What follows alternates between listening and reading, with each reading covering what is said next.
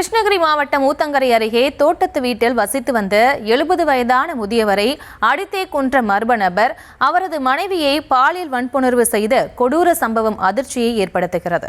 தனது பாலியல் இச்சைக்காக அந்த மர்ம நபர் இந்த அரக்கத்தனமான செயலை செய்தாரா இல்லை வேறெதும் காரணமா என போலீசார் விசாரித்து வருகின்றனர்.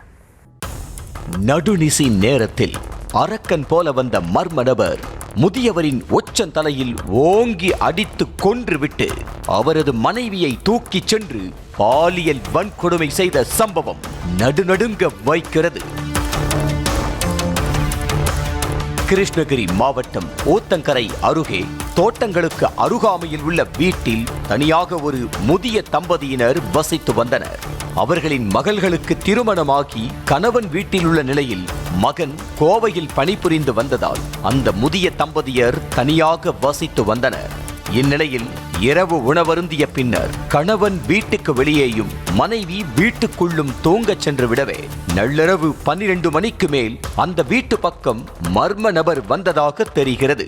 அப்போது அந்த மர்ம நபர் மர்ம பொருளால் முதியவரின் தலையில் ஓங்கி அடித்ததில் இரத்த வெள்ளத்தில் துடிதுடித்து படுக்கையிலே கிடந்தார். இதை எதையுமே அறியாமல் ஆழ்ந்த உறக்கத்தில் மூதாட்டி இருந்திருக்கிறார். அப்போது அந்த மர்ம நபர் வீட்டின் கதவை தட்டவே தனது கணவன்தான் கதவை தட்டுகிறாரோ என திறந்திருக்கிறார். கதவை திறந்ததும் நிர்வாணமாக நின்று கொண்டிருந்த மர்ம நபரை கண்டதும் மூதாட்டிக்கு தூக்கி வாரி போட்டுள்ளது. அப்போது கணவன் நிலையை கண்டதும் பதறி போன அந்த மூதாட்டி திருடன் என நினைத்து கழுத்து காதில் அணிந்திருந்த நகைகளை கழட்டி கொடுத்து தங்களை எதுவும் செய்ய வேண்டாம் என கெஞ்சியதாக தெரிகிறது.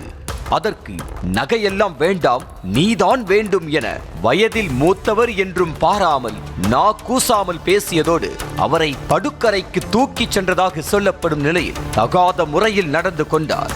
தன்னை காமுக கொடூரனிடமிருந்து காப்பாற்றிக் கொள்ள மூதாட்டி கத்தி கூச்சலிடவே அடித்து துன்புறுத்தியதோடு பாலியல் வன்புணர்வு செய்ததாக சொல்லப்படுகிறது. இதையடுத்து அக்கம் பக்கத்திலிருந்து மக்கள் ஓடி வந்ததை பார்த்த அந்த மர்ம நபர் அங்கிருந்து தப்பி ஓடியதாக சொல்லப்படுகிறது. பின்னர் இரத்த வெள்ளத்தில் கிடந்த முதியவரையும் பாலியல் வன்கொடுமைக்கு ஆளான மூதாட்டியையும் மீட்டு மருத்துவமனைக்கு அனுப்பி வைத்தனர். தலையில் படுகாயமடைந்த முதியவர் மருத்துவமனையில் சேர்த்தும் உயிரிழந்த நிலையில் மூதாட்டி சிகிச்சை பெற்று வருகிறார். மர்ம நபரை பிடிக்க காவல்துறையினர் தீவிர தேடுதல் வேட்டையில் ஈடுபட்டுள்ளனர். நியூஸ் தமிழ் செய்திகளுக்காக செய்தியாளர் ஜெகநாதன்.